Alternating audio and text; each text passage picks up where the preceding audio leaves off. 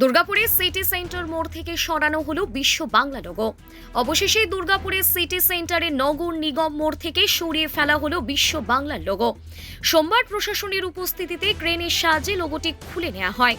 রাজ্যে বিজেপি সরকার গঠনের পর থেকেই গুরুত্বপূর্ণ মোড়ে বিশ্ব বাংলার লোগো বহাল থাকা নিয়ে রাজনৈতিক মহলে আলোচনা শুরু হয়। বিরোধীদের দাবি ছিল সরকার পরিবর্তনের পরও পূর্ববর্তী তৃণমূল সরকারের প্রতীকী চিহ্ন সরানো হয়নি। সোমবার সেই বিতর্কেরই অবসান ঘটল বলে মনে করা হচ্ছে। এ প্রসঙ্গে বিজেপির জেলা মুখপাত্র সুমন্ত মণ্ডল বলেন, বিশ্ব বাংলার নাম করে প্রাক্তন তৃণমূল সরকার অশোক স্তম্ভকে সরিয়ে নিয়েছিল, কিন্তু বর্তমান রাজ্যের মুখ্যমন্ত্রী শুভেন্দু অধিকারীর নেতৃত্বে বাংলা এগোচ্ছে।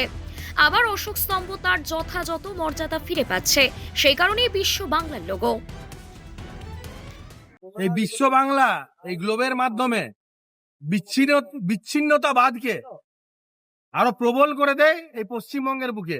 এবং এই তৃণমূল সরকার এটাই চাইছিল যে পশ্চিমবঙ্গকে যে মানসিকতা এবং পশ্চিমবঙ্গকে ভারতবর্ষের থেকে আলাদা করে দেওয়ার একটা পরিকল্পনা জামাত গোষ্ঠী, কিছু বাংলাদেশের কিছু সন্ত্রাসবাদী সংগঠনও চাইছিল।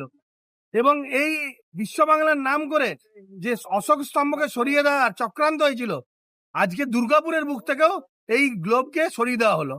আর আগামী দিনে এইরকম চক্রান্ত যারা করবে তাদেরকে সাধারণ মানুষ যেভাবে তৃণমূলকে সরিয়ে দিয়েছে, আগামী দিনে তাদেরকেও সরিয়ে দেবে।